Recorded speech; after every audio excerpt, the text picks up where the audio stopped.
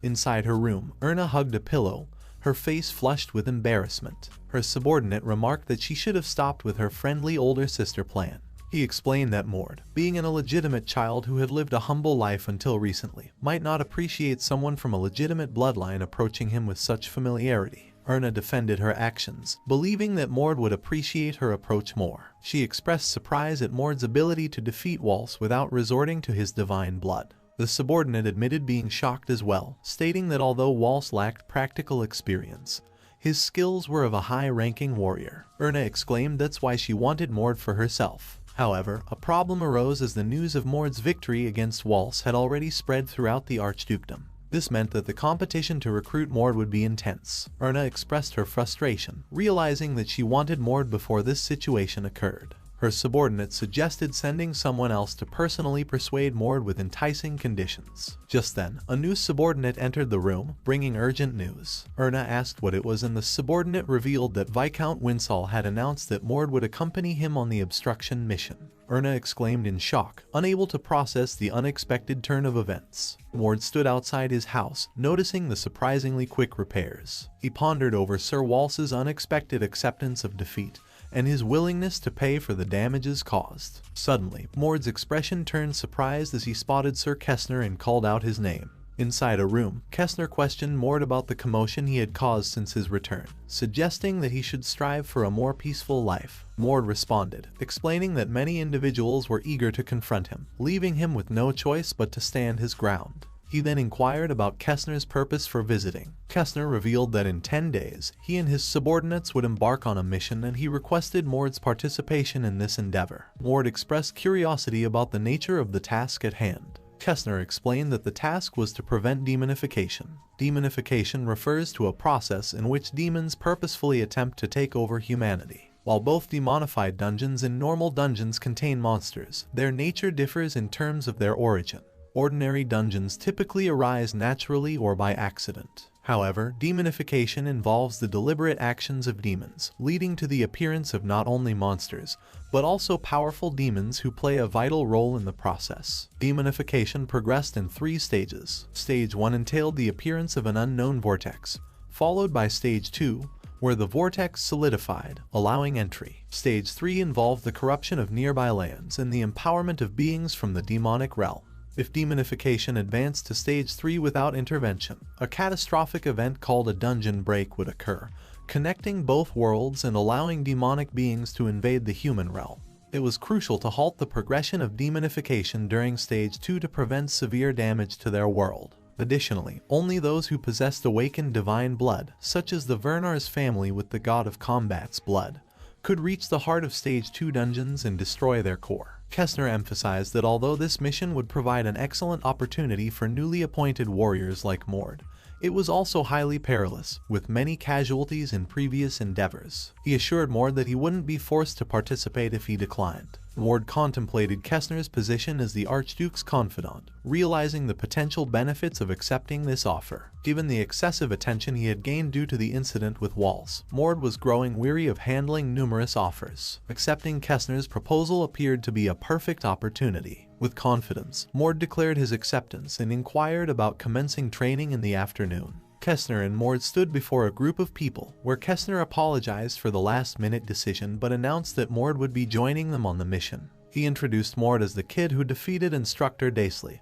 and recently emerged victorious against the intermediate warrior, Waltz. Kessner encouraged everyone to greet Mord. Mord observed the group and speculated that Kessner's men were likely advanced warriors. He assumed they were curious about how a new warrior like him would join their ranks for this special mission. One of the group members approached Mord, and he saw it as an opportunity to prove himself. Mord was mentally prepared to face this person, noting their height of around 180 centimeters and a well-built physique obtained through experience and training. However, to Mord's surprise, the person approached him with a smile, caught his hand, and exclaimed that he was the much-talked-about super rookie. He expressed pleasure in meeting Mord. The other members of Kessner's team engaged in various conversations with Mord, expressing interest, making comments about his height, asking about his age, and some remaining silent. Mord found their accepting attitudes somewhat unexpected. Kessner then clapped his hands, redirecting everyone's attention, and emphasized the need to focus. He stated that for the next 10 days, they would concentrate on developing their teamwork. Kestner apologized for his absence as he needed to challenge the god of combat's grave. Until he returned, the team would be left to train. Kestner entrusted Mord's care to Eriksson, who enthusiastically accepted the responsibility and wished Kestner to stay safe. Eriksson then approached Mord and proposed introducing themselves. Eriksson revealed himself as an advanced warrior, and alongside him stood another advanced warrior named Rike. Eriksson explained that Mord and Rike, being from bloodlines other than the Vernars, would work together and support Kestner at the center of their formation. Eriksson emphasized the importance of working together and suggested that they should get along. Mord pondered the idea of getting along, particularly with someone who appeared emotionless like Rike. Eriksson, aware of their limited time, suggested they start training without delay. 10 days had passed, and outside a gate, people exclaimed that Viscount Winsall was coming out, celebrating his successful completion of the mission before the day's end. As Kestner emerged from the gate, a person greeted him, offering congratulations and suggesting they eat before he continued his journey. Kestner politely declined, expressing gratitude for the gesture, but explaining that he had an important mission to attend to. The people bowed to him, wishing him a safe journey. Kestner wondered if Mord had acclimated to the training and the situation during his absence. Arriving at the training ground, he sensed a bluish mana filling the air and realized that a battle was taking place. He observed the scene, feeling the immense power present. He marveled at the fact that Mord seemed completely different from the god of combat's spirit. He speculated if Mord had managed to grow even stronger since their last encounter. Eriksson rushed toward Kestner, greeting him as Viscount Winsall. Kestner inquired about Mord's progress in training. Eriksson reported that they had successfully taught Mord important formations, focusing on enhancing his basic abilities since he wasn't training in magic combat. They were also instructing him on utilizing physical reinforcement to neutralize the venom. Kestner asked for Eriksson's perspective on Mord's progress. Eriksson praised Mord's quick understanding and adaptation. However, what astonished him the most was the amount of time Mord could maintain his awakened divine blood. He mentioned that Mord could sustain it for as long as Rike, who had awakened his divine blood 12 years ago. Kestner was slightly shocked, realizing that extending the duration of the awakened state was not an accomplishment easily achieved in a short period.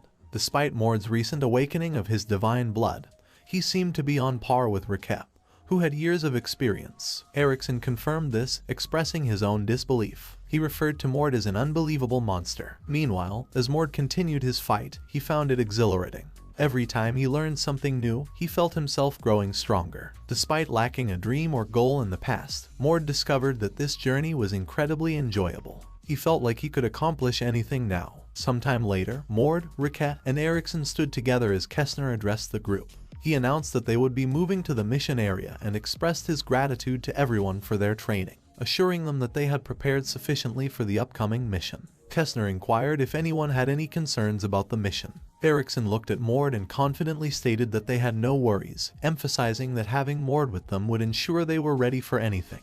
Kestner reflected on the importance of cooperation among team members, realizing that although each individual played a vital role, it was the teamwork that mattered most. He had initially been concerned whether Mord would be able to work harmoniously with the team within the 10 days of training. However, it became evident that Mord had matured enough to understand his role and adapt as necessary. He noticed that something about Mord made him seem older than his actual age. Kestner turned to Mord and asked if he was confident they could return safely. Mord affirmed his confidence, expressing eagerness to commence the mission. Kestner acknowledged Mord's response and emphasized the need to conserve energy for when it would be required. He assured Mord that he would have plenty of opportunities to fight. With their preparations and determination in place, the team prepared to embark on the mission, ready to face whatever challenges lay ahead. Kestner and his group arrived at the edge of a cliff, peering down with concern. Kestner realized that the second stage of demonification had already commenced. Suddenly, a warrior arrived and greeted him. Kestner inquired about the situation, expressing his surprise at the early onset of erosion. The warrior's report delivered the shocking news to Kestner. Another sign of demonification had appeared in the vicinity, indicating that erosion was imminent. Mord contemplated the implications of two instances of demonification occurring close to each other, recognizing the increased risk of fusion. He understood that fusion would accelerate the erosion process, intensifying the danger they faced. Eriksson lamented the situation and acknowledged that they needed to focus on wrapping things up quickly, setting aside any notions of enjoyment. Kestner decided to forego taking a break, urging everyone to maintain their concentration despite their fatigue. The group leaped off the cliff, heading directly towards their destination, targeting the center without delay. Soon, they arrived near a massive building enveloped in a red aura. Mord couldn't help but be struck by the sight before him, likening it to a surreal painting. He identified the building as the center of their objective. Suddenly, they heard sounds and noticed figures approaching them from a distance. Kestner recognized the sound as that of hellhounds and remarked on the sheer number of adversaries, acknowledging that they weren't the only threat present. To their surprise, they also spotted a group of orcs among the approaching figures. Kestner quickly directed Riquet and Mord to activate the Divine Blood open state, reminding Mord of the Divine Blood trap technique. Mord assured him that he remembered. With the plan in motion, Kestner commanded the group to move out. They split into different directions according to their strategy and began engaging the hellhounds, embarking on a ruthless slaughter. Erickson readied his spear, imbuing it with lightning-like mana that emitted a radiant glow. With a swift motion, he hurled the spear toward the group of orcs, obliterating multiple enemies in a single attack. Observing the monsters, Kestner found their agility surprisingly swift considering their numbers. Riquet deduced that the fusion of demonification was taking place. Undeterred by the situation, Mord asserted that it was too late to call for reinforcements, emphasizing the need to push forward and swiftly eliminate the core. Kestner assigned Riquet and Mord the task of dealing with the Cyclopes while he confronted the Ethan.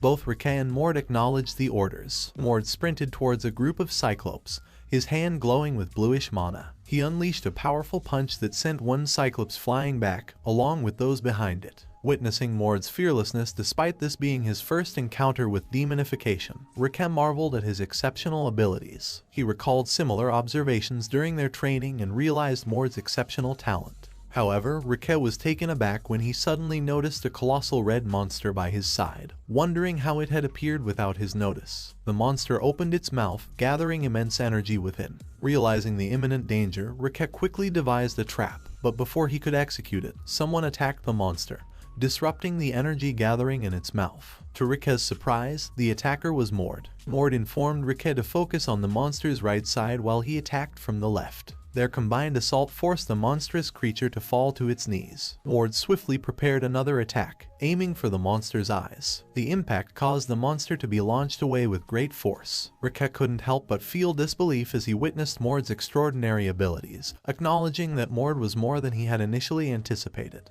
Taking refuge beneath a barrier with Riquet, Mord expressed his gratitude, explaining that he wished to avoid the stench of the Cyclops' blood, which he had managed to do thanks to Riquet's assistance. Riquet noted that Kestner had likely completed his own slaying and was making his way toward the center. They agreed to hasten their progress as well. A shocked expression appeared on Riquet's face as he noticed Viscount Kestner surrounded by demons, 5 of them. The fusion had indeed occurred, escalating the demonification process. To make matters more challenging, they would also have to face 2 high-ranked demons at the core of the dungeon. Riquet urged a swift breakthrough. However, their progress was abruptly halted when Mord found himself caught by a hand emerging from the ground, grasping his feet. Mord called out desperately to Riquet, but when Riquet looked back, he saw that Mord had vanished into thin air. Though Mord fell, he managed to land safely. Confused, he wondered what had just happened. Then, a voice reached his ears, remarking on Mord's resilience after surviving such a fall. Mord gazed ahead and saw someone sitting on a throne,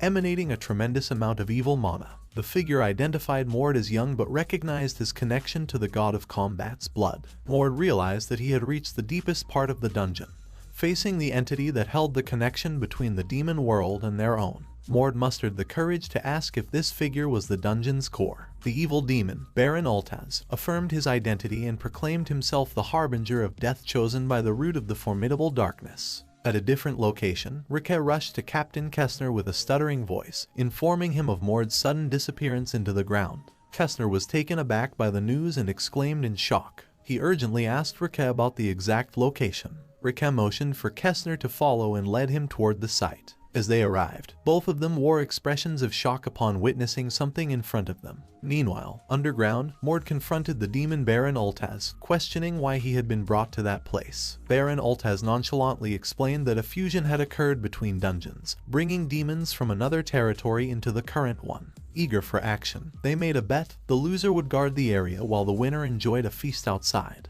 The demon disclosed that there were 3 divine bloods present, and he had intended to consume the youngest one. He expressed a preference for younger flesh due to its tenderness and deliciousness. Mord contemplated the unexpected turn of events. A one-on-one fight with a demon of his caliber was not something he had anticipated.